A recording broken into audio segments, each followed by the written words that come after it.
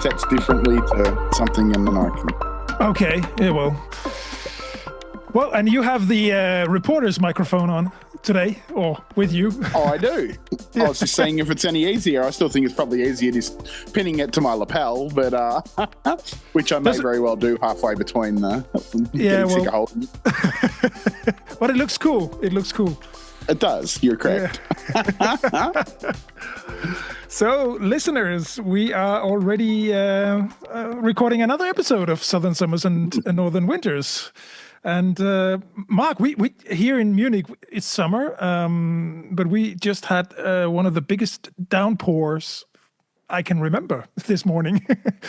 Wow. Yeah. It's been pretty wet here too. I think we've had like 60 mil of rain in the last 3 days. So it's very soggy underfoot. There's some rivers with flood advice on them at the moment. So big downpour. They called it a rain bomb, apparently. It's when a low pressure system meets a high pressure system head on or something and causes a lot of rain all along the east coast of Australia. So, but the sun was out today and it was about 15 degrees and no rain. So it's probably the first time in maybe 5 days it hasn't rained. So yeah. Oh. Yeah, well, we've had a heat wave in Europe, really hitting southern Europe particularly bad, and so yeah, and here in Munich we had like 35, 36 degrees, and that was pretty intense for people like me from the north, you know. So I bet. I think it's hot for anyone, mate, no matter where you come from. Like it's even hot for me here in Australia. But in saying that, I've been looking at the weather in Cambodia, and at the last few days it's only been about 35, but it says feels like 44. So we'll see. Yeah, because of the humidity. Yeah, so we'll see how that goes when we get there. Good beer drinking weather at the very least, I guess. So yeah, if they're cold. Yeah, but going back to what you were saying about another week of podcasts, I think this is episode 25. So maybe that's some sort of small milestone. It is. Yeah, well, hopefully lots more to come. But yeah, it is 25. Yeah, you're right. You're right. It's we've been at it for 25 hours, more or less. Well, probably closer to 35. I think we go a little bit over the top sometimes, don't we? Yeah, we have. Yeah. Yeah, no, I think I truly enjoy these podcast sessions because, you know, just chatting with a good friend about something you like to do. It's that's it. And I hope for the listeners that this is inspiring and, well, maybe just, you know, killing an hour with a theme you enjoy. Most definitely. Yeah.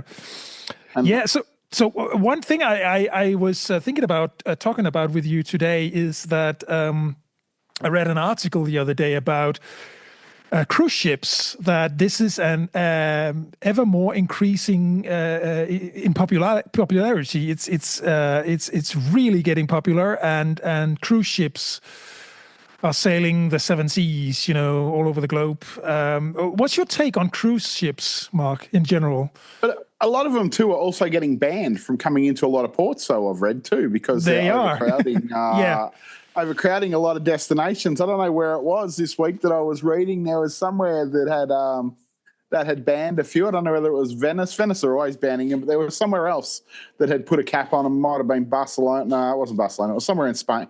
Actually, it was the island Mallorca. I think had put a limit on how many passengers can disembark in the season from boats. I think they'd set it at like 100,000. I don't know whether that's a lot of people or not, because I don't know how many people these boats carry. To me, that still seems like a lot of boat stocking if it was 100,000, because I don't know, they might carry 5, 6, 7,000 people, these boats. So typically then you'd still be looking at 20 or 30 boats for the season, one every, you know, second or third day for the summer, I guess. But yeah, I can imagine it would be I don't know if I've ever been in a city where boats dock. I know I went to Kota in Montenegro, but it was in winter, so I don't get a lot of ships there because it's in a fjord. But only Sydney. But Sydney's hasn't got a really big dock. It can only fit about 2 or 3 ships in at a time. So there's a big jostle on Sydney Harbour, maybe 4 at a time. But I don't know. I'm not a fan. I'm not a fan. I've been on one. I'd probably go on one again, but it's definitely not.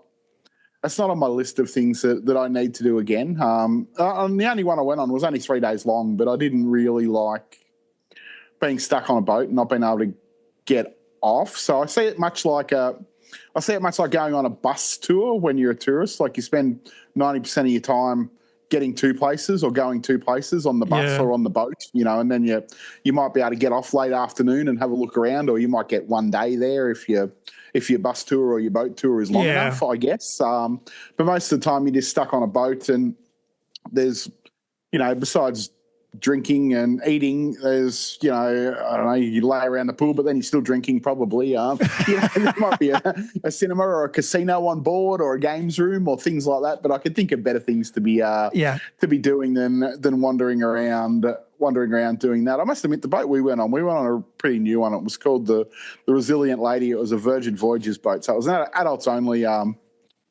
set up, but they did have this really nice walking track up on the roof, like basically the highest part of the boat, which went around I don't know what you call them, the chimneys or whatever that put out the steam. It sort of circled them, so there was like a 400-metre walking track up on the roof, which was quite nice. So the mornings we were there, I got up and walked around this track up on the top, like proper running track with lines, like three lines wide, in a proper running track oval, which was quite nice.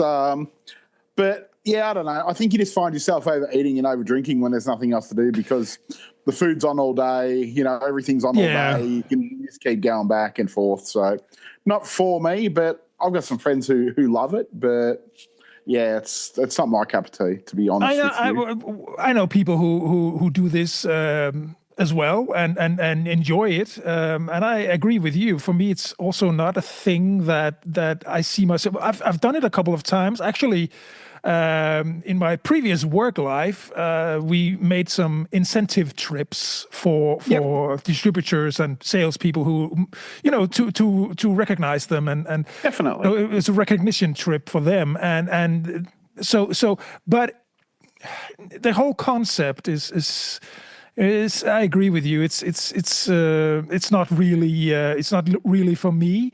You know what? It's not for a couple or 2 people. It's for a group. If you had a group of friends, and you were going on it, I think it would be good, because it's not really treated as a holiday. Like it's more like a social gathering for a week or something. And I think that could be a lot of fun. Like if you went on it with some friends. But if there's just 2 years traveling, I'm not really saying it. Like when we went on it, there was no one else on it we knew. So, and hence, there really wasn't a great deal to do. You couldn't, like I said, I couldn't get off. So I was just stuck on the boat. But I could imagine if you went with a group of people that you knew, 3 or 4 couples, or something like that, or even 3 or 4 couples with kids, you'd definitely find enough to do, because you'd have people to chat to and things going on just as a thing for 2 people, definitely not, I don't think.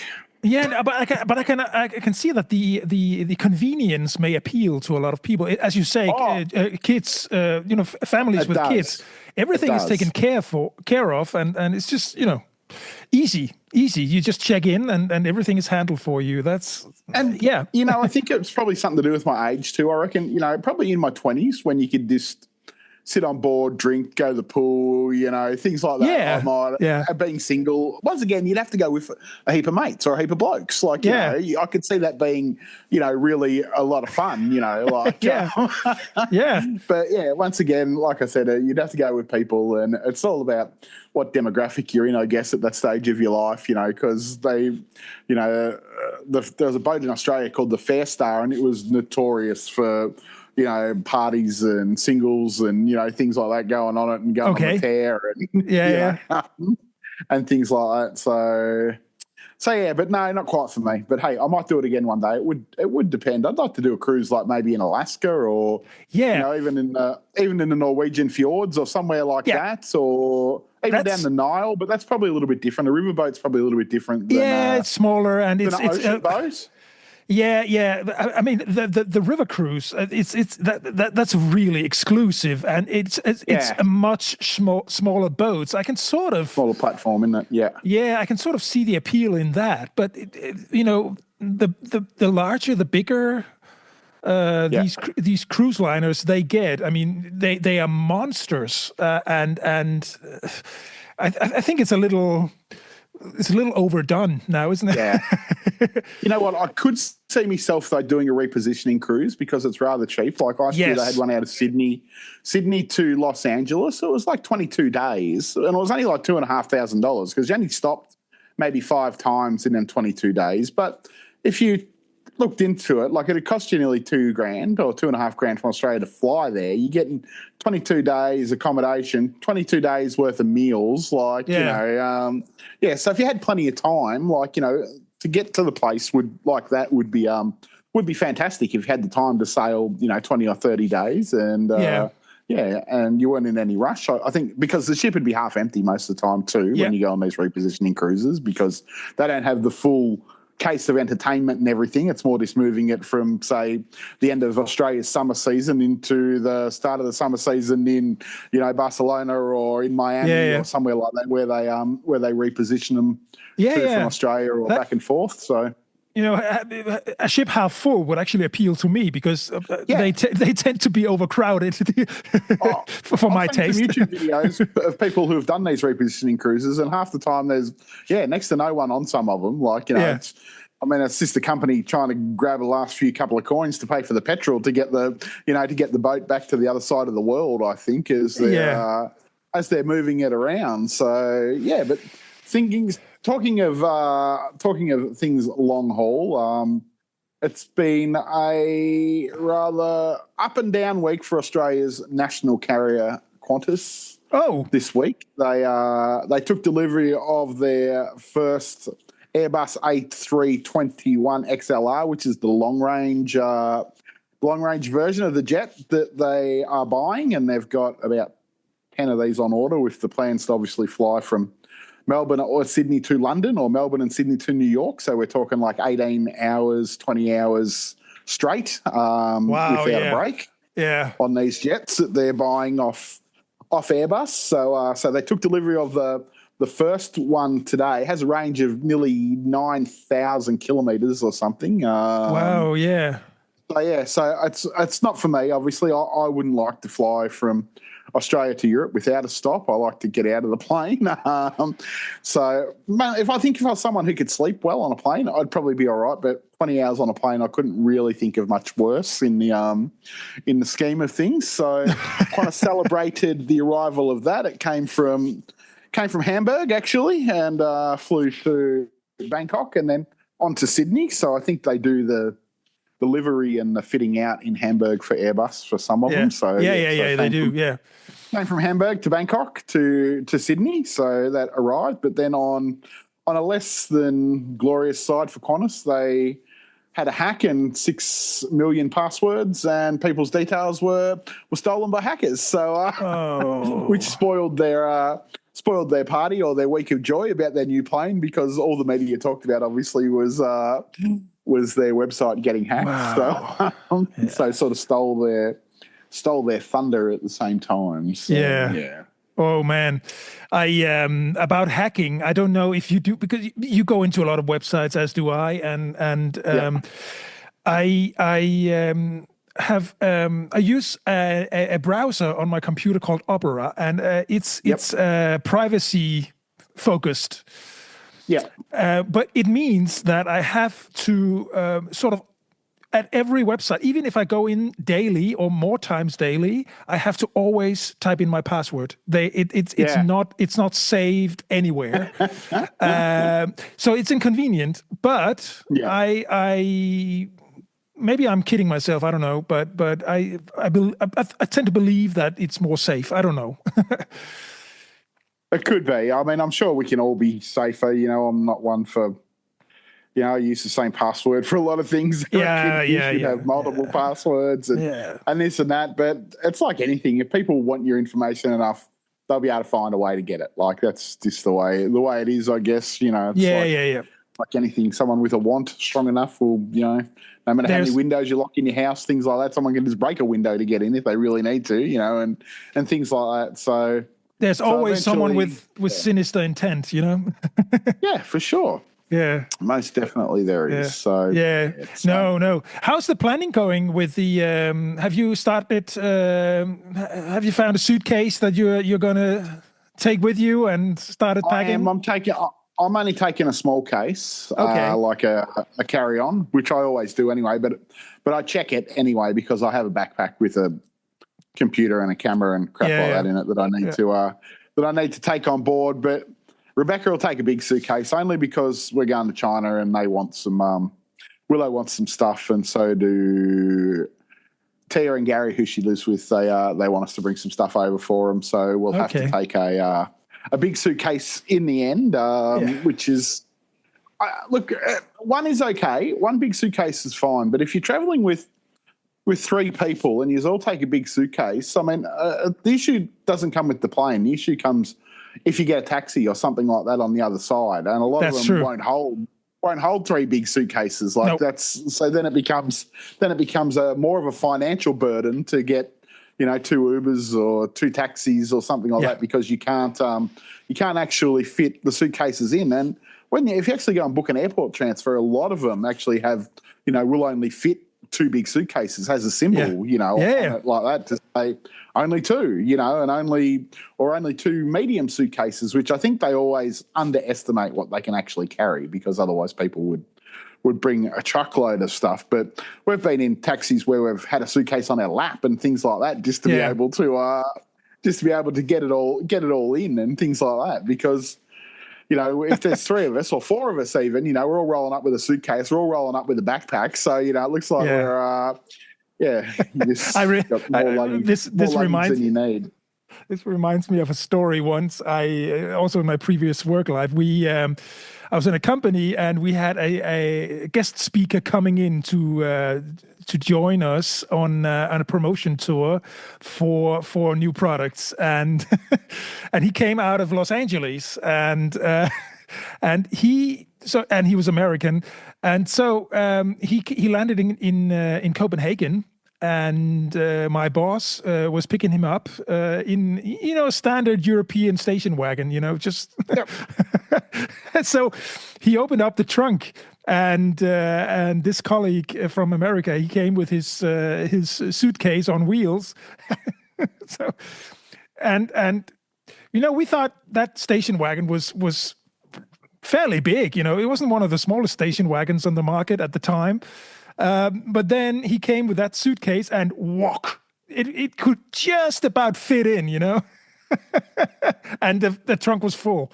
So it's amazing how big some car boots or trunks look until you try and put a few suitcases in them, and then they get small really quick because obviously we have this problem coming from home going to the airport as well because we've got to actually drive to the airport, so we've got to get suitcases in the car, or it used to be a lot harder when there was 4 of us. Now there's only 3 of us, and there'll only be 2 of us on this trip, so that'll be fairly easy. But when we had to get like 4 suitcases into the boot of the car, a lot of times we had to put one in the back seat in between Willow and Marley, like in the middle there, and things like that, in order to be able to fit suitcases in. So it's. But you could. It's not as bad as it used to be. I see in the background you have like a yellow soft backpack there or something like that. Yeah, that one. It's a North Face bag that's hanging on the North Face backpack. Because we use these soft duffel bags but the problem with them is they don't have wheels, so it's no, they don't. That one was a knockoff. I bought that in Vietnam. It was like $40 when they're about $400, I think, in the shop, the North Face one. Yeah. So, I like a good good knockoff brand. No, we have the real ones, and there are larger ones where they're sort of semi-soft. So you can maneuver them around in a trunk of a car, but they have like the bottom is hard, and there are wheels, and there's this handle that you can pull out and stuff. The handle, I've got one of them inside. Yeah. So we use those. I've got one of them inside. I've actually got 6 suitcases out here that I can see in my shed. Yeah. over there on the racks. I generally only use Antler. Like Antler's my go-to brand. I know a lot of people like Samsonite, but I hold 2 Antler suitcases around for 14 months, on boats, planes, trains, cars, buses, never broke a wheel, never broke a zip, never broke a lock. So I went, okay, that's it. That's all I'm buying for ever and ever in a day until it we have a couple of German brands that apart from the North Face, so and they're usually good as well. One of them, I mean, I bought before our world trip around the world. So it's what is it? 13 years old. It's starting to look a bit worn, but it's still good. It still holds. It's I've got a couple of big size American Tourister ones there, which is like Samsonite's mid-range brand, and I think I'm going to sell them, because I don't really use them. I try and use it. I've got 2 small hard case Antler ones, and I've got a big Antler hard case. So, but I've got all these other ones. I've got a bloody Benetton one there, and 2 of these other American Tourister ones. Like ladies like to buy handbags, I like to buy suitcases. And then I've had a couple of times. It's actually happened that even on the first maiden voyage, or first journey, it breaks. I've had, I think it was a Samsonite actually. I was really appalled by that because, come on. They all got cheaper and lighter, and because everyone wants it lighter now. The Samsonites I remember were them big, hard steel cased ones, that looked like you could fire a gun at, and it'd still be safe. But they used to weigh about 5 kilos or more, So, and especially if you could only take carry on, which was 7 kilos, you can't be wasting 3/4 of that in your in the way of your luggage. So, speaking of carry-ons, gets lighter, which I'm sure makes it not as durable in the end. True. That's life. That is true. I mean, these carry-ons. I mean, even the small Remova cabin-sized trolleys. They when they come in, obviously they always come at the last minute, don't they? So they want to. They open the overhead bins, lockers, and. They complain that it's all full, and of course their trolley is the one taking up the most space, right? And all of us with soft bags and stuff, it gets squashed. So I'm a man who always wears a hat when I go out, and so I put my hat up in the overhead locker, and I've had a hat really smashed. Fortunately, it was one who could take it, but still, it's just why when you have the biggest trolley, why do you always come at the last minute and everything needs to be rearranged up there, and definitely.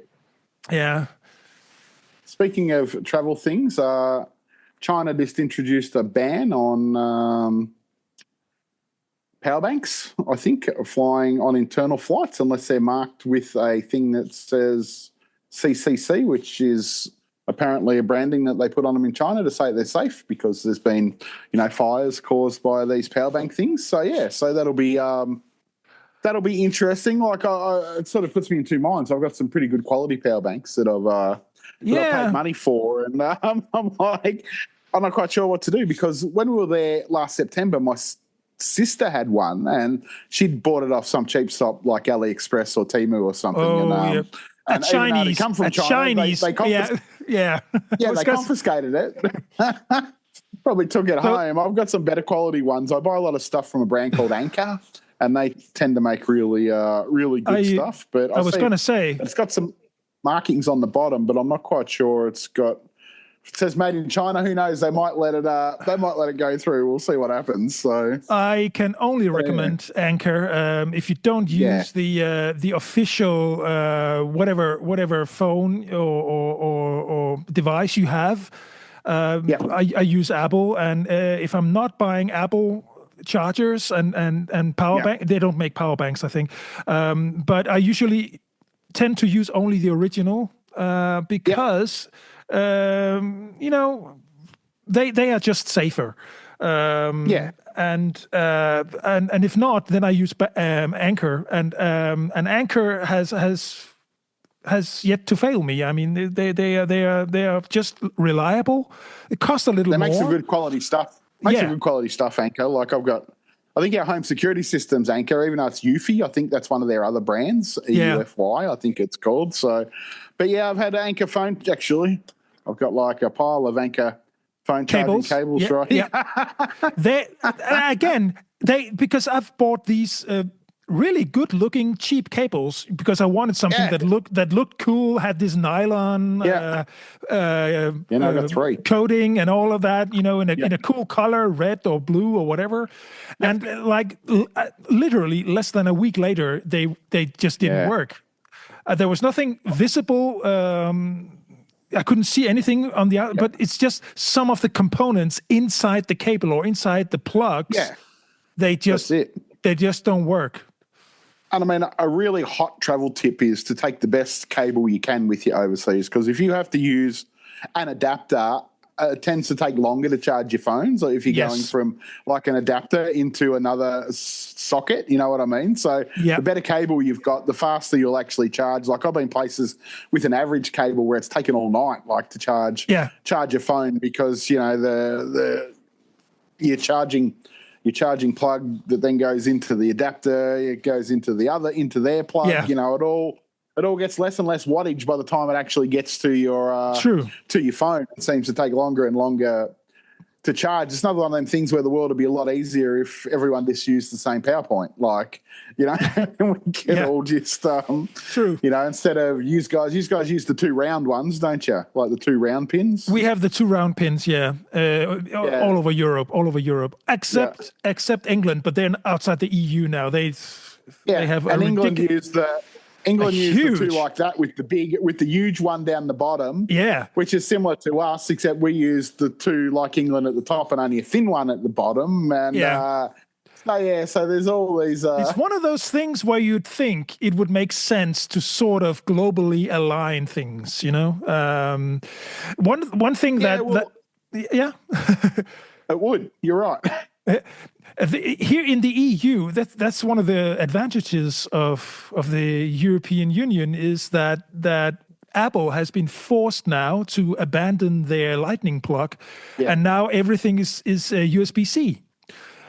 Which is good. This is what we all want, don't we? You don't want to be buying all these different cables. No. So speaking of uniform things, I actually, on my feed, come up the other day on YouTube about why we drive on different sides of the road. Now, this was something I never actually, I never knew. I can't say I'd ever really thought about why it was, but so I watched this video and it was quite informative. So we all drove on the left, which is England's side, I think. Or are you on the left?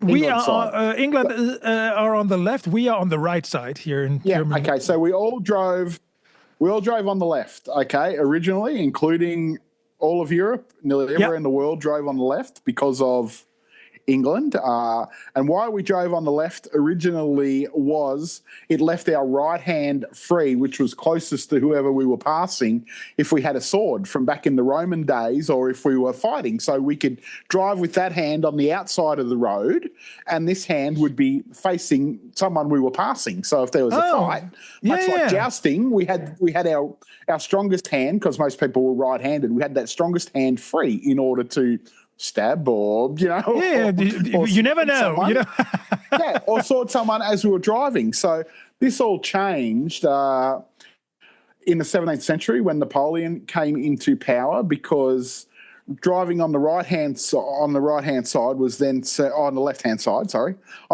side was then seen as something that the aristocrats did, because they had guards who would who would fight with their swords. So they changed it over to the other side of the road, because that's what the peasants wanted to drive on the right hand side. So this is why it changed everywhere except for Great Britain and Commonwealth countries like Australia, India, South Africa and things like that. We towed the line with Great Britain because we were part of their empire, but everyone else changed over to the other side of the road. And even, I think I read, even Sweden did it as late as like 1960 or 1970. Yeah, 1970, early 70s, Yeah, because Denmark and Norway were on the other side. So, so apparently at this certain hour and this certain time during the day, it just switched over. But they said these days that it would be highly unlikely that any country would ever do it again because the amount of signage and the cost it would take to, go and pull all the road signs down and replace them would be monumental in today's age. So it will probably never happen again in another country at this stage, or not a first world country anyway. I think they said it had happened in a couple of African countries maybe last decade, but their infrastructure would not have had the amount of signs and things going on that somewhere like Australia would have if we decided to change driving on, the left to the right. So it was quite interesting, this YouTube video explaining, why they originally chose to drive on that side of the road. So I never knew, but it's having peasants, I love that word. It's one of them inconsequential, really, bits of information. But it sort of came up and it was like, why do we drive? And I was like, actually, I'm interested. I really need to see why is this? Like, we're still debating. And you don't think about it until you go to another country, and then you have to drive on the other side, and then all of a sudden, it's a bit like when you go from England to France. Like I've driven a car on the boat, and you drive on one side of England onto the ferry, and then you get to France and you drive off and you're on the other side of the road. That's just how it is. Yeah, we're still debating the uniformity of daylight savings time here in Europe. That's a huge debate. And obviously, a lot of politicians, they want to hackle this because really it should not be an issue. But of course, it's being made into an issue because they want to tie other things to a new law about that. So they want to, wrap it into other stuff that has nothing to do with daylight savings time. So it's nothing is happening as usual with politicians. So, but really, daylight savings time is also something that I really don't in this modern day and age. I don't see the advantage of it. I mean, it's just really just a disturbance. It's just annoying. Saves your power bill a little bit, I guess, in summer. That might be one of the only. But in Australia, we have it, but I think we only have it in New South Wales, Victoria, and South Australia, possibly. I know Queensland don't do it, which causes a lot of kerfuffle on the border up there because New South Wales, Queensland border, people cross the border to go to work. And at times it was like that in Victoria and New South Wales. They'd start at different times, but now they've sort of jumped on the conformity bandwagon. And when we switch or they switch, or when they would say when they switch, we switch, it's he, she. So it all stays the same. But it's funny because is it in South Australia? They are half an hour? Half an hour behind us, yeah. Why half an hour? No idea. And then Western Australia is like 3 hours behind. But, some countries don't even adhere to that. Like China. China is the same time zone all across their country, and their country is, friggin' huge. So when the sun's coming up in one side, like it'll be pitch black on the other side at, whatever time of the morning it is. But, hey, that's the way everything's on Beijing time, as they call it. So that's rather... It would be rather bizarre if you were, say, in Beijing and then you're in, like, I don't know, Xi'an or Urumqi or somewhere, which is way out on the Silk Road, somewhere like that. It'd be but I don't know whether they actually, I think that's official. I don't know whether they might actually run at different times, but, like, maybe for business or something, they have an official Beijing time. This is the time, the government office is opened, and that's when we open everywhere. So, I don't know. Because I mean, why would anyone get to work at like 3 o'clock in the morning just because that's what Beijing says? I'm not quite sure, but I'm sure there would be at least 3 hours time difference. You would think if it was following the world clock across as it does, because it's a pretty wide country, China. Like I assume it'd be as wide as Australia, nearly. Like absolutely, I've flown I've flown from Beijing to Kazakhstan, which was across it, and I'm sure it took us nearly 5 hours or 4.5 hours to fly across China to the next country. So so that tells me that I think Melbourne to Perth is like 3.5, 4 hours. So it seems it would be similar distance, I guess. In the end. I remember when we were traveling through Australia, that half hour, that was just odd, because I've heard of nowhere else in the world where they say no, it's only half an hour difference from. Actually, I don't even know what is the Northern Territory half an hour behind. I'm not quite sure whether they follow South Australian time. Let me have a look. What is the time in Melbourne and Darwin? What is the time in Melbourne and Darwin? Because they're about similar to South Australia on the plane. Yeah, Melbourne's 30 minutes ahead of Darwin, so Northern Territory and South Australia must both follow the 30 minutes, the 30-minute thing. So that's it is bizarre. You're right. Most other places go up by an hour, but that must be where the timeline is, because when you look at the map, it sort of goes like that. Yeah, so it must fall in the middle of that of the world time frame for some unknown reason. But it's time seems to move on. Especially if you're going from Australia to Europe and it's 9 hours or 10 hours or things like that. But which I always find strange, just because you go, I can fly nearly the same amount north. I can fly 10 hours north and be on the same time. But if I fly 10 hours east or 10 hours west, then I'm 10 hours difference. But if I go to China or South Korea, it's exactly the same. Can be exactly the same time as Australia, even though I'm just as far away nearly as what I would be flying to Africa. But because it goes up and not across, it sort of stays the same. So hence it's a little bit easier for us to holiday in Asia because the time difference is not great. So it means there's not really any there's no jet lag. That's what I was looking for. There's no jet lag. So a lot of times when we go holiday in Asia, I come home the day before I have to go to work. But I couldn't do that from Europe. I would be I'd be dead. We had this. I find it takes 3 or 4 days when I come home from Europe. But going to Europe is all right. I don't know. I don't know why. It might be just when you lose or when you gain the day coming back, because I think travel you actually against skip the a day. sun. Traveling against you could the leave sun on a Wednesday and get home on a Friday or something like that. But I always seem to find it harder to acclimatise or when you're coming back than when you when you go. It's true. It's true. Traveling against the sun is harder.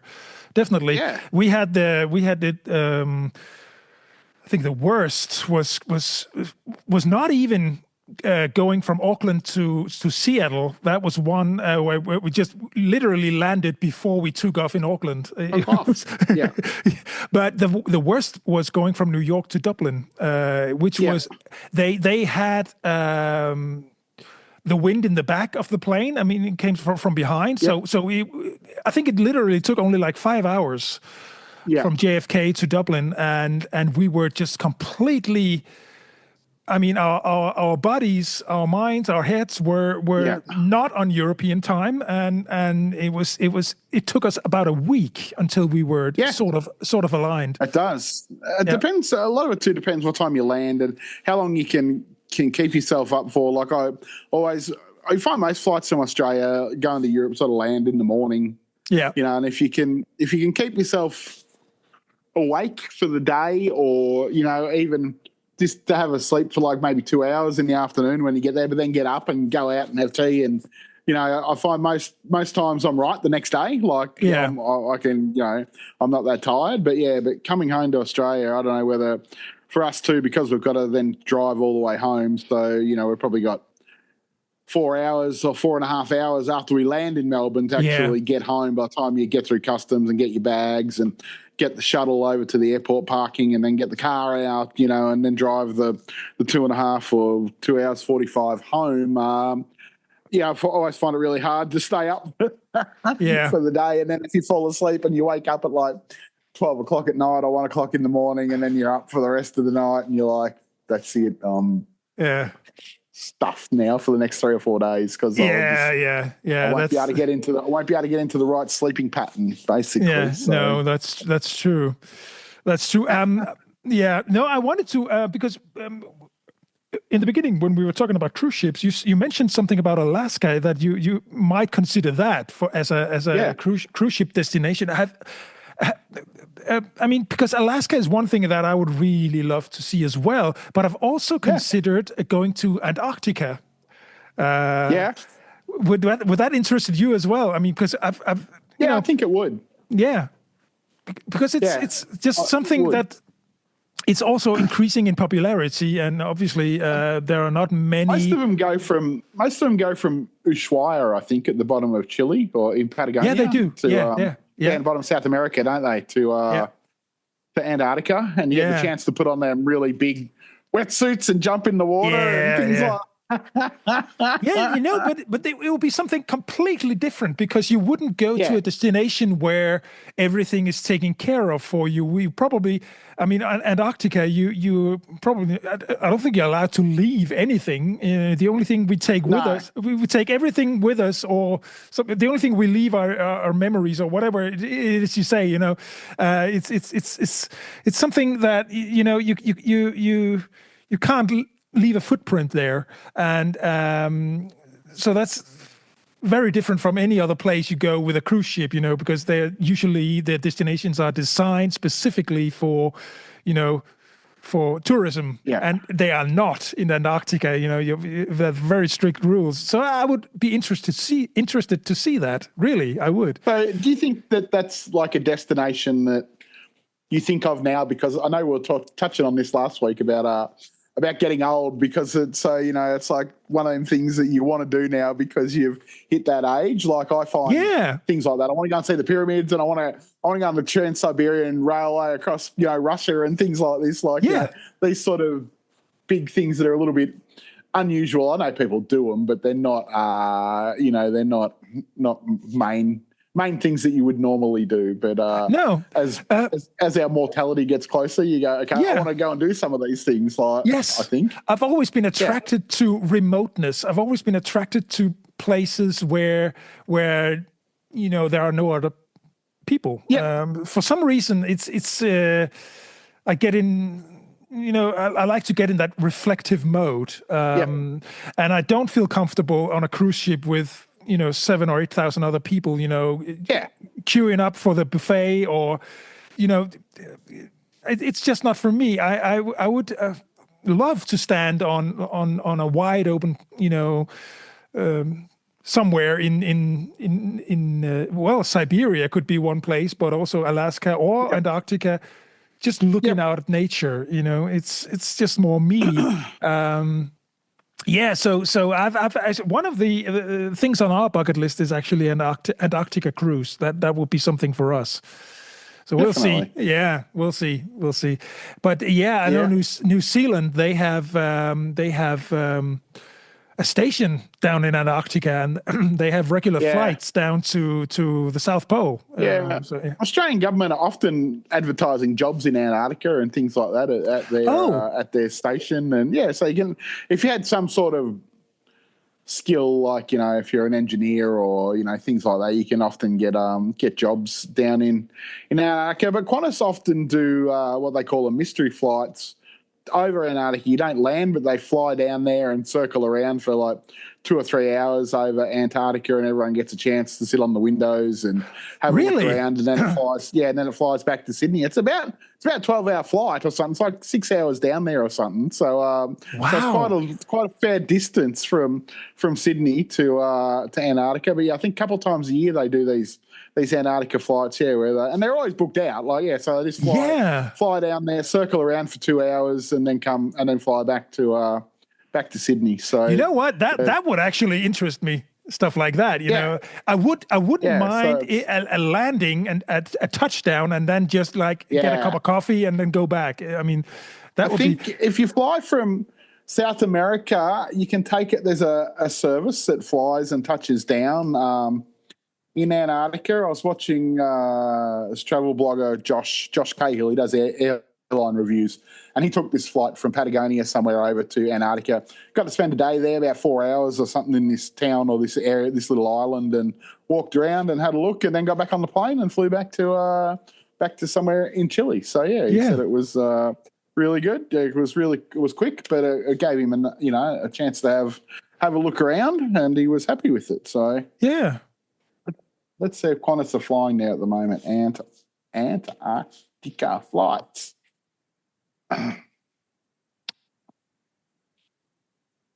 So economy is what do we got? Antarctica flights. Is this Qantas or not? This might be someone else.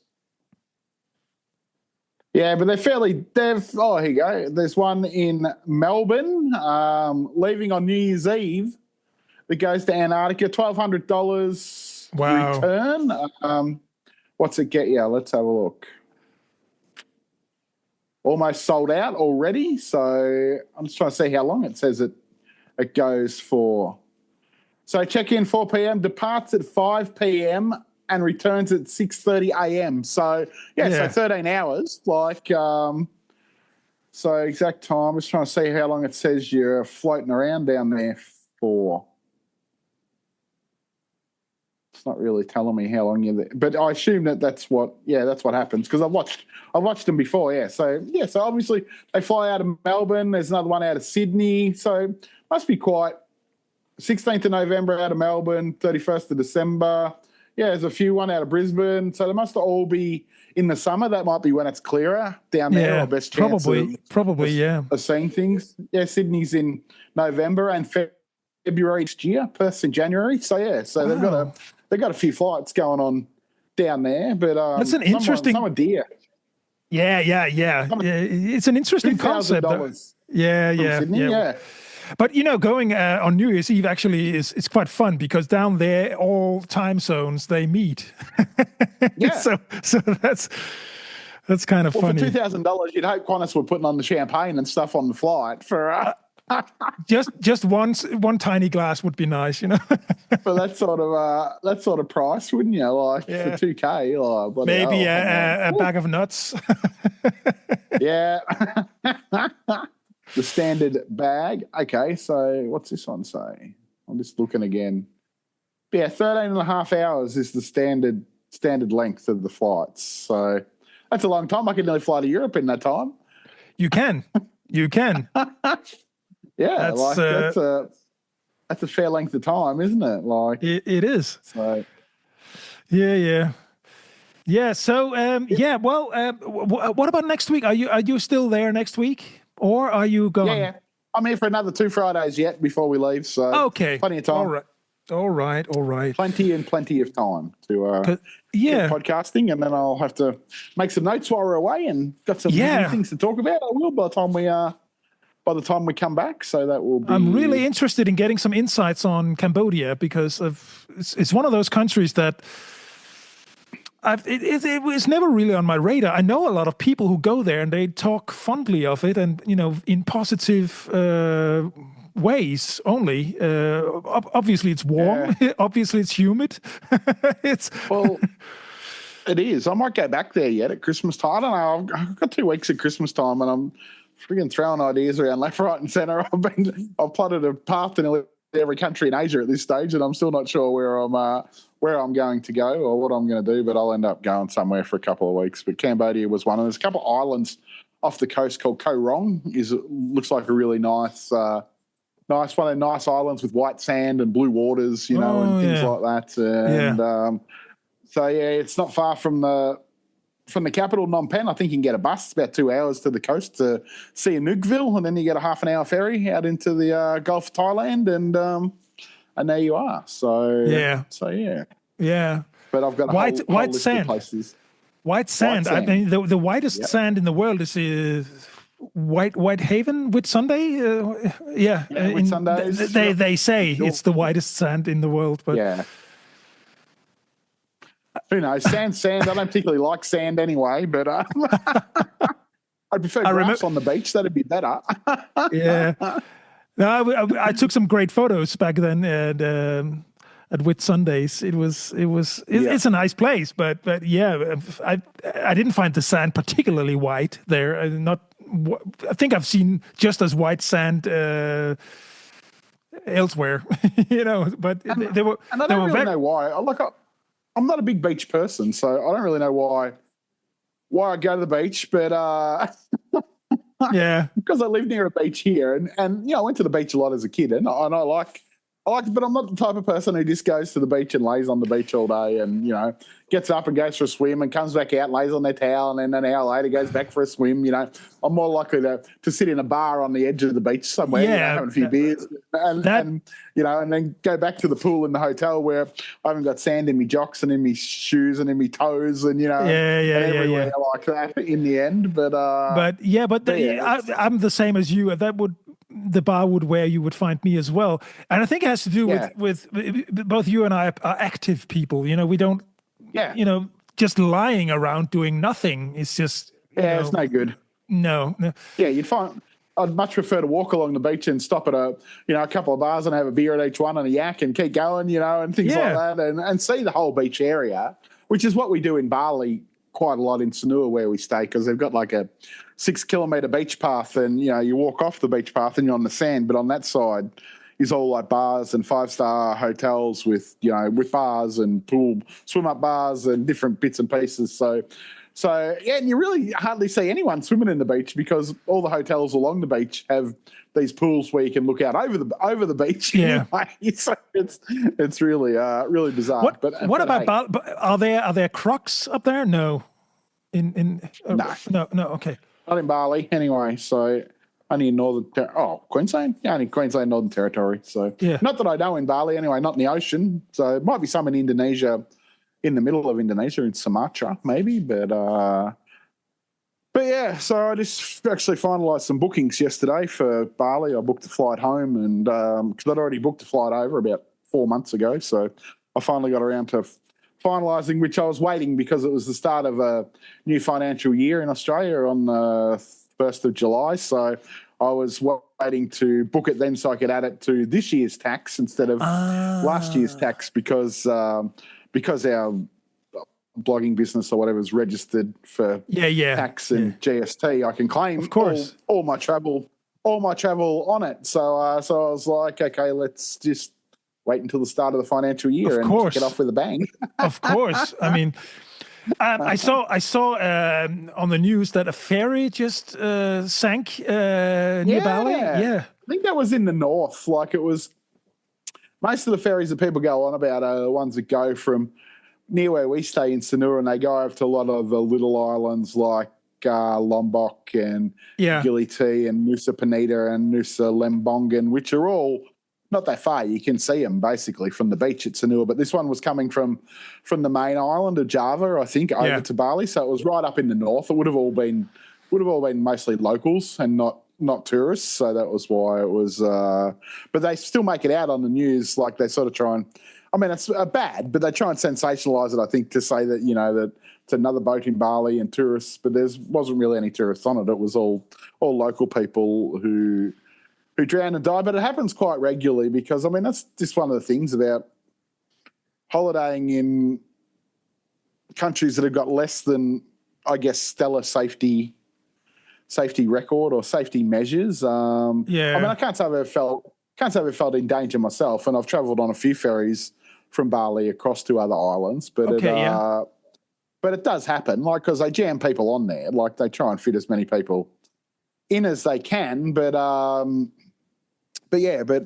that's the thing, I guess. It's like riding around in these countries on a scooter with no helmet on and things like that, and you getting in the back of a like in Thailand, getting in the back of a ute with seats on it, things like that, and no seatbelts. I mean, 99.9% of things don't go wrong, and if it goes wrong, well, you're just unlucky. But that's one of the things that draw me to Asia. I like that looseness, I guess, or that unlawfulness, because we live in countries that are so regulated and so over the top with laws that you can't.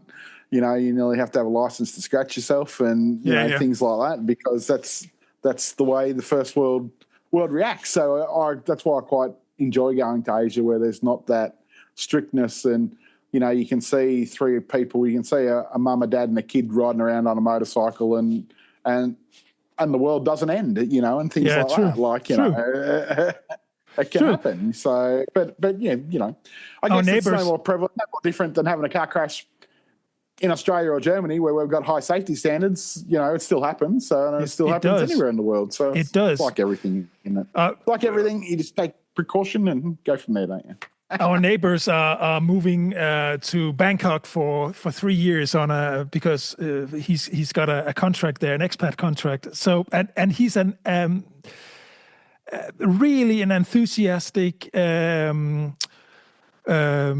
cyclist. I mean, he has these very light fiber optic bikes and so he goes on 100-kilometer trips over the weekend and bikes to work and everything. So this is a huge setback for him because he's been told by his wife under no uncertain terms that his cycling trips are not happening in Bangkok. In Thailand in general. That was one of the criteria for her to accept them going. You say, you cannot do that in Thailand. That's just not happening. You better get a scooter. That'll be the only bike you'll be able to get on in the middle of Bangkok. That's for sure. But you don't get much exercise then, They probably got cycling paths somewhere that he could probably go on. I'm not quite sure. I'm not a cyclist. I don't really know, but it makes me jealous. I'd love to move to Bangkok for 12 months. So I really enjoy Bangkok. It's I do too. But it's really good city. Yeah, it is. It is. Mixes old and new better than nearly any place I've ever been in the world. Like you can buy street food off a stall for $2. It's sitting at the base of a 50-story skyscraper and things like that. Like and there's a temple next to a bloody modern building, things like that. Yeah, it does. That's what I find about Bangkok. It mixes old and new better than anywhere I've been in the world. So I really enjoy that mixture. And as we spoke about the ferries just a minute ago, all these river boats, crossing, it seems to work rather effectively. I don't remember them being too crowded, but they were crowded. But I mean, but it just works. You're going from one end of the city to another. We spent a day in Bangkok when we bought a hop on hop off riverboat ticket. So and we went up and down the river and got off. There was about 8 different stops. You can stop at the markets, temples. Koh San Road was one stop, and so I actually really enjoyed this day that me and Beck spent doing that. Marley was a bit sick that day, so we left her at home, and so we went and seen a few of the famous temples and a few shopping centres, went to a few markets, went and sat on Koh San Road and had a beer and something to eat, and it was really nice. If you look upwards, obviously you don't look down at the water too much in Bangkok because it's nice and brown and murky and dirty. Yeah. But the skyline from the river is quite good. And we went on actually just published a YouTube video about this. We just went on an evening dinner cruise too while we were in Bangkok, and that was quite stunning once the city lights up at night time. It is. It wasn't even that dear. I think it was about $40 Australian, so that's probably 20 euros a person. Yep. And I only went for about 2 hours, but you had a buffet going for an hour, and out of the 2, and there was a singer on board, and it was a double-story new sort of riverboat thing. And it was quite a nice experience. I quite enjoyed it actually. To be honest with you. Yeah. So we Bangkok of night time. Sorry, I said something good to do in Bangkok of the night time anyway. Yeah, exactly. Yeah. We had a hotel, an Ibis hotel on the riverbank. It is really beautiful. I must say, and that hotel was just near a boat stop. So it was very convenient for us to actually just use the boats. We were there for a week. And it was nice. It was nice. I mean, it's some people might think it's hard, but it's one of the main boat places to get on and off is right at the end of right at a BRT station. Anyway, so the BTS, which Bangkok has like 2 or 3 different public transport systems. There's the MRT, which is the Metropolitan Rail, and then there's the BTS or the SkyTrain, which is elevated rail like you would see in Hamburg maybe, or, you know, places like the United States. And one of the stops there stops right on the river, and you get off, go out of the station, and you're right on the river, and there's a ferry port there with boats coming and going every 5 minutes to whisk you up and down the river to any part of Bangkok you want to see, literally. So it's quite easy to access for sure. It's another good thing. Like the public transport in Bangkok is second to none. You know, much like if you go to Paris, where there's a metro station every 500 meters or something. Bangkok's very similar with the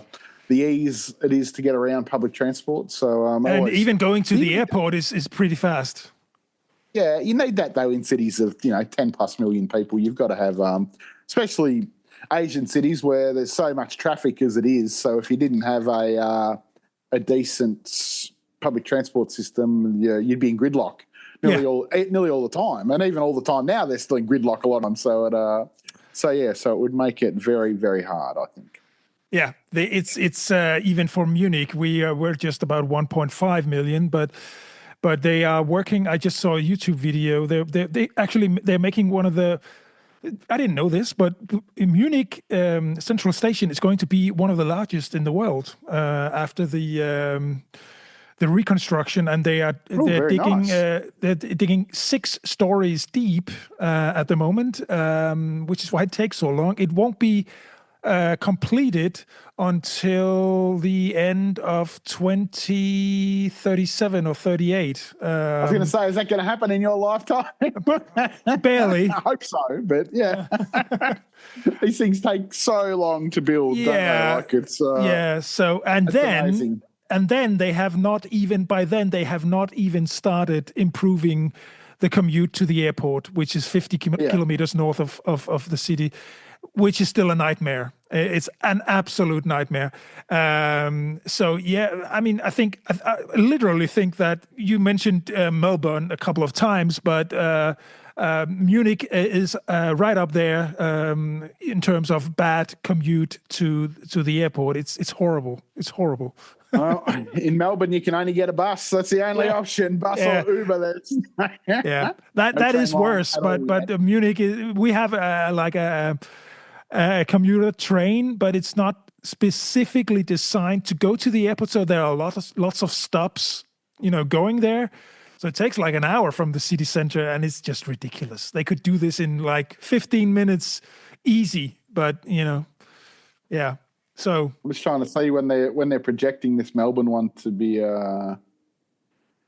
built,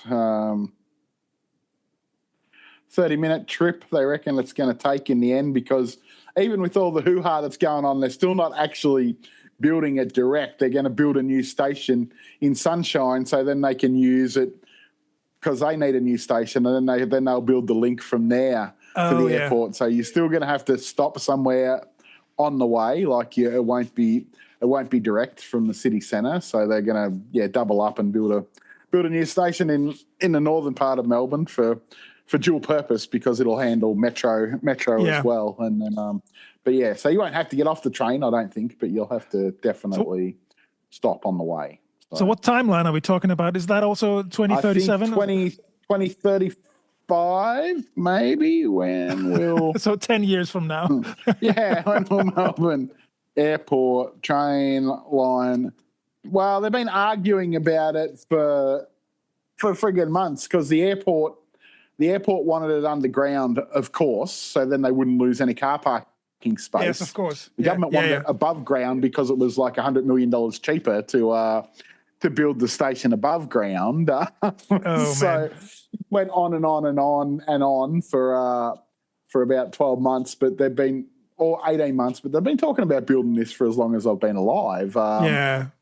Each new government does a feasibility study, and they go, we haven't got the money for it, and put it off and put it off and put it off. But apparently it'll be finished in late 2033, which will be probably more likely 2035, because these things never ever get built on time, do they? So no.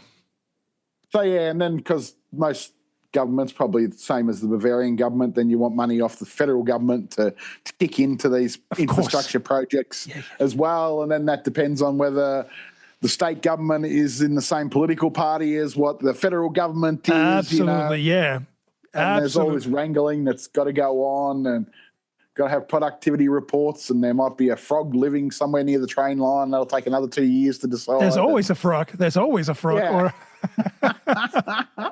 Isn't there? So, it takes 10 years of planning to get anything going in Australia and Germany, I assume. So it's the same thing here.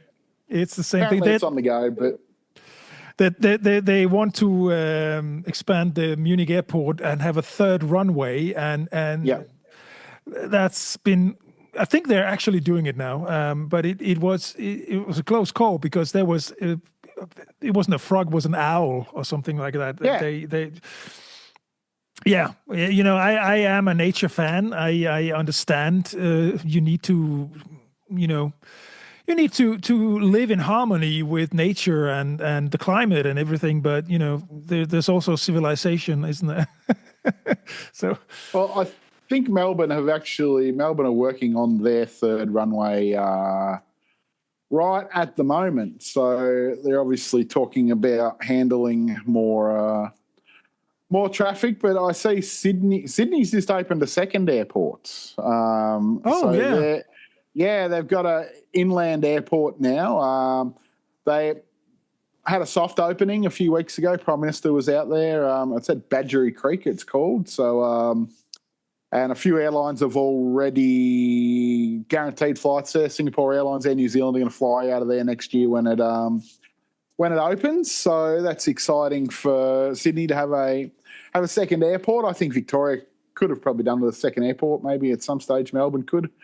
Out this side, my side of Victoria would be nice because the airport's on the other side of Melbourne, so I've got to travel all the way through it. But so this airport's been getting built for the last 5 or 6 years now. They've been going away. They're just building a new city out there too. So the first new city in Australia, I think, in a long time, is being built around this airport. So and how much capacity does it have?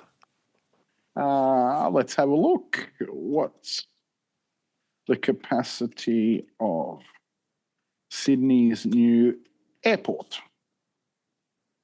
What's ChatGPT saying? 10 million a year. Yeah. So, okay.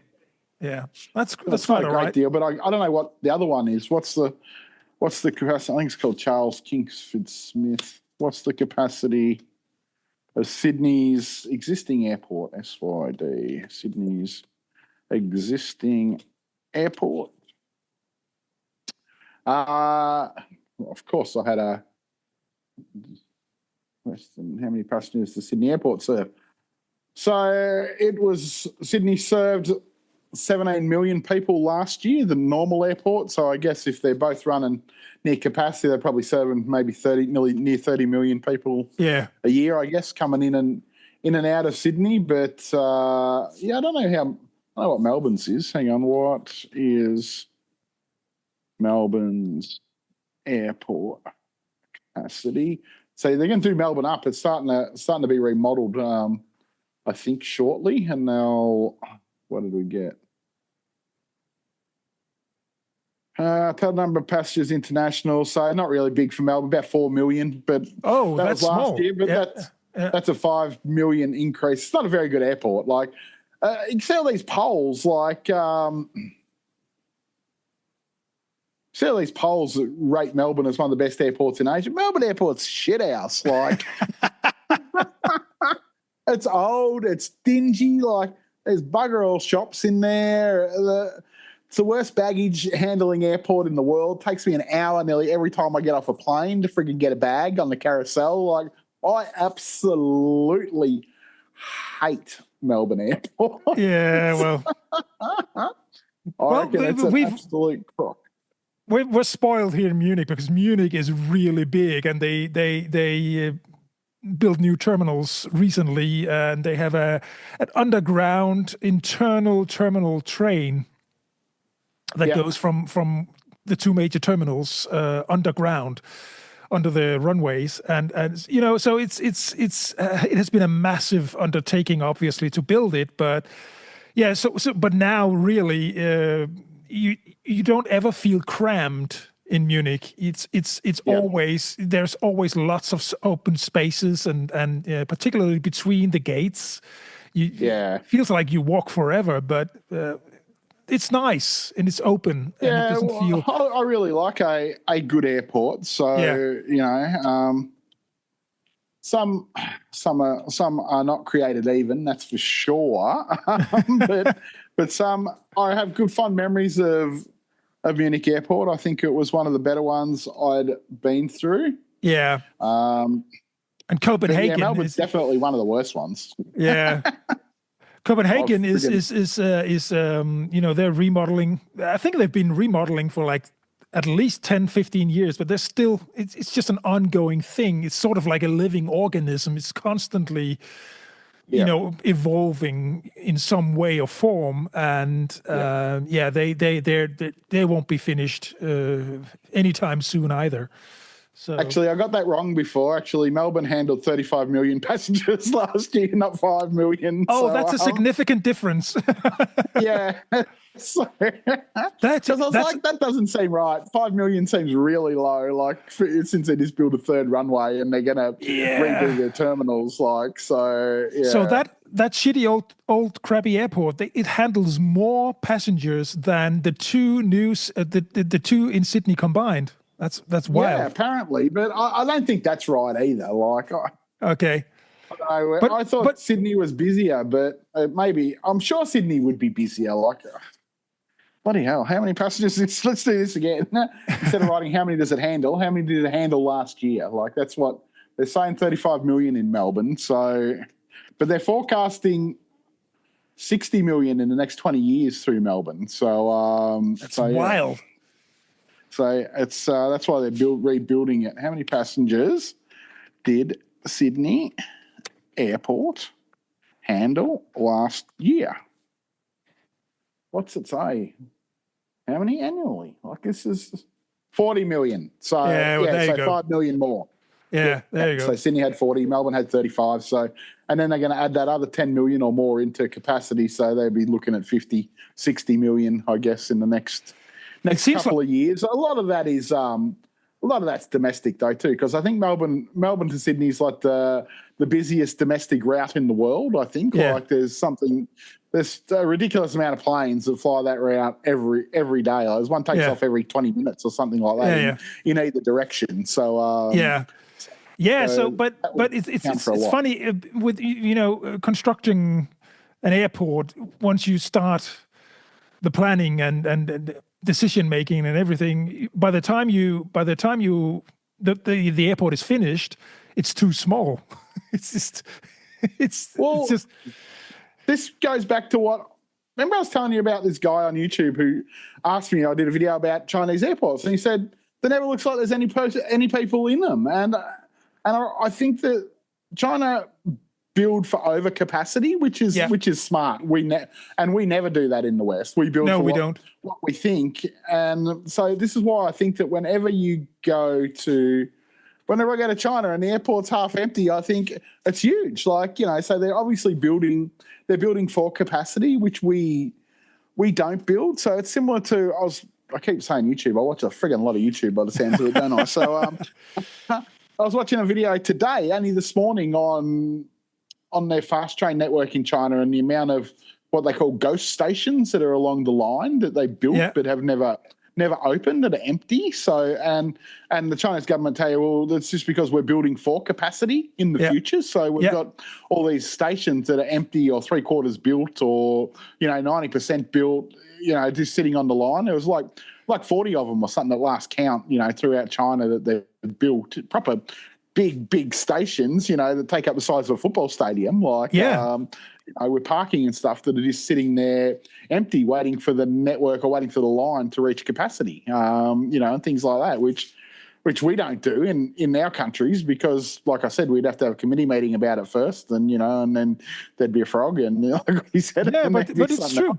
I mean, We've talked about this. We've talked about this before.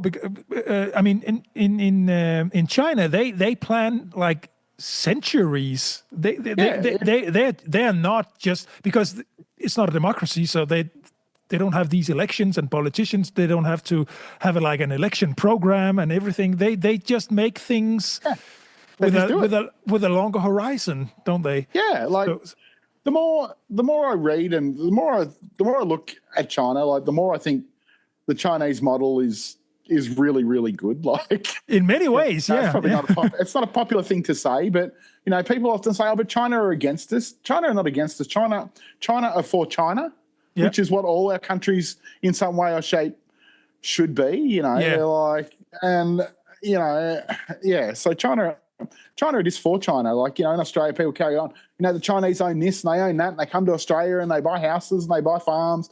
And, well, our government allows them to do that. So why wouldn't they do that? Like, why isn't our government going to China and buying land in China or factories in China? Why are we not doing the same thing that that we're allowing them to do? Exactly. And then we all complain about it. Like, you go... Yeah, I know they have a bit of a competitive advantage with wages and stuff like that because their wage structure's low, obviously, and that's what's driving all these legacy car brands to the point of going broke. But hey, why not just partner up with some of these Chinese companies? Things like that. Like, but you say a Chinese worker, obviously, the conditions are not up to Western standards, so there's something there. But in terms of salary, if you look at salary, I cannot speak with this on with any authority, but I mean it should be about how long can you go on your salary? What can you do with your salary locally? Well, I mean, so you can't compare like a salary in Munich to a salary in I don't know, but the people that Willow live with, I've spoken to them about it before, and Tia, that's the wife, she said to me, everyone in China who has a job can afford a house. It's that simple. Like, the government make it that way so that you will have a house. If you've got a job, there will be accommodation for you that you can afford in China. And that's the whole thing about communism, isn't it? Communism is for the state, for the country, not for capitalism like we are, where we just keep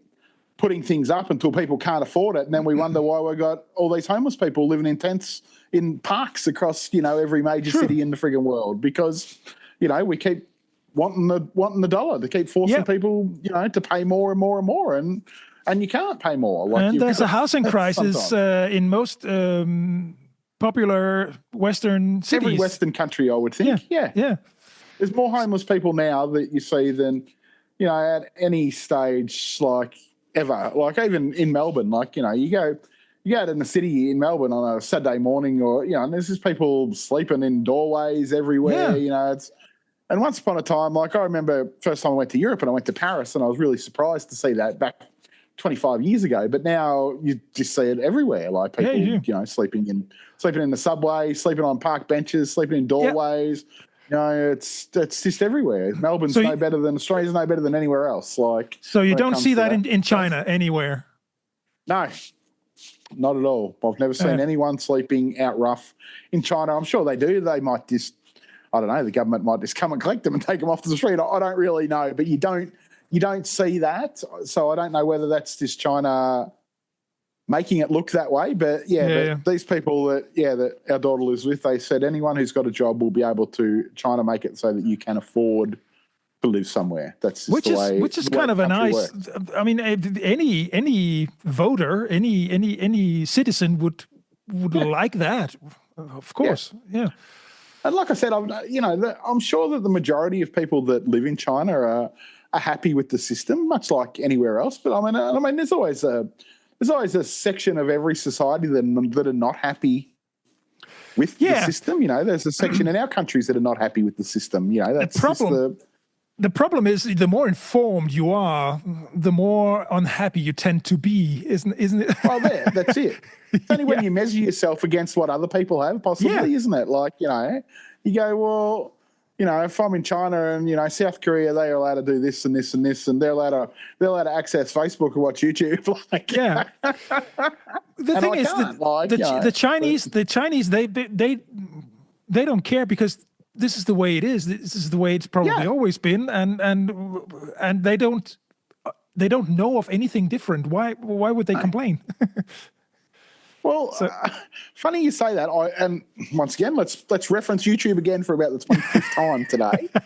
I watched a really, really interesting YouTube video the other day that basically pointed the finger at Apple and blamed Apple for China's technological dominance these days, because Apple have trained upwards of 25 million technicians in China and able to build the iPhone and things like that. And a large proportion of these technicians have spun off into building companies like Huawei and DJI and weapons manufacturers and all this after learning about chips and things like that in Foxcom's factory, which are the factory that builds Apple. And so Apple in a backwards way are more to blame for China's global dominance in electronics and things like that than any one company in the world. Like Apple are basically stuck in China. They can't get out of China because they don't have the capacity to train anywhere else in the world except maybe India. They certainly can't go back to America like Donald wants them to, because they haven't got that population in urban areas to run factories at the scale that they need it done. So it was a really interesting take on the fact that Apple are to blame for China's global dominance, because before Apple went there to build their factories, China had no chip manufacturing, no electronics exports. All the high tech stuff that they run today, can be traced back to people that trained in these factories to build the iPhone to scale really quickly. So it's and when you look at it that way, it actually makes sense. It does, but who's the smarter part here? I think the Chinese. China, most definitely, because they've taken these people and they've funded them to build, like I said, like companies like Huawei and DJI and all these other, BYD, all these chips that are, that are getting into cars and everywhere. Have all come off the back of working for Apple, basically. So, absolutely. Yeah, but in general, I mean, I'm sitting here in Germany. We used to be the auto-making nation of, the envy of any automaker, BMW, Mercedes, and Volkswagen, and all, and they are all struggling against or because of Chinese car manufacturers. They are just better now. They weren't better at the beginning.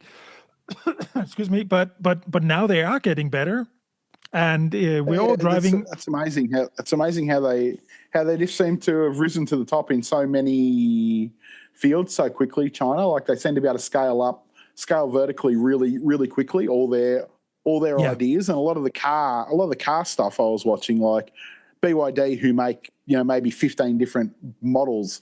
Well, something like 50% of the same parts are used in all their models, so they can actually manufacture their parts as well as make the cars, where Western companies are buying these parts, from other companies that are making them and then building the cars on that. Whereas, in China, they're using interchangeable parts that they build themselves in their own manufacturing, put them into the cars. So then it's cheaper. And then you get phone companies or like Xiaomi and Huawei, who are actually building their own electric cars as well. Like Xiaomi just released a new version of their car the other day. Like it's, and I read an article today about Ford, the boss of Ford. He's been to China like 7 times this year, and he really wants to try and set up some really good partnerships with some Chinese companies because obviously, these heritage brands are dying. And he said the difference is that the Google and Apple decided not to get involved with cars, so we don't have that technology that Chinese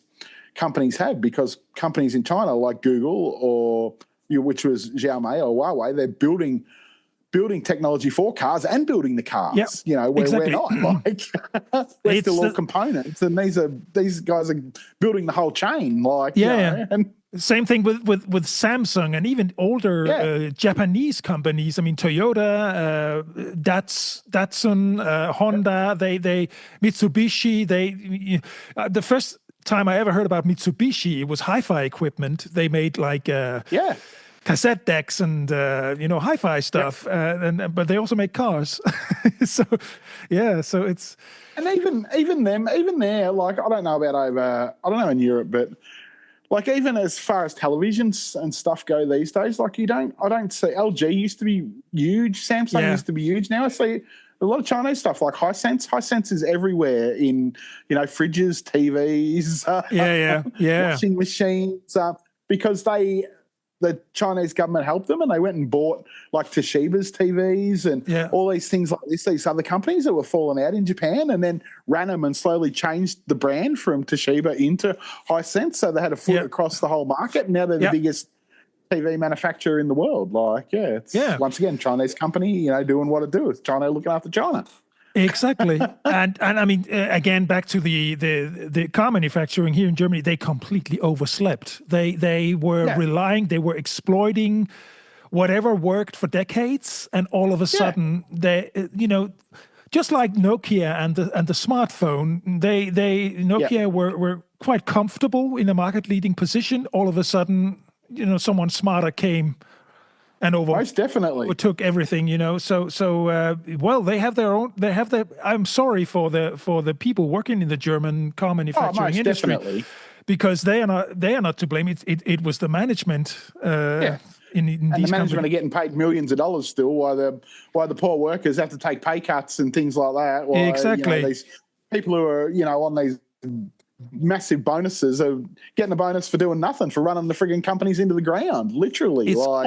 It's all about shareholder value and Excel spreadsheets, and you can do it for as long as it's but all of a sudden things just collapse, and that's what's happening. And that is you're right. That's the problem. The problem is when they start looking at shareholders and what they have to produce in order to make that look good on the stock market, and that's where it all goes backwards for the quality of the workers and the product, literally, And Chinese companies do not have that problem, do they? No, they don't.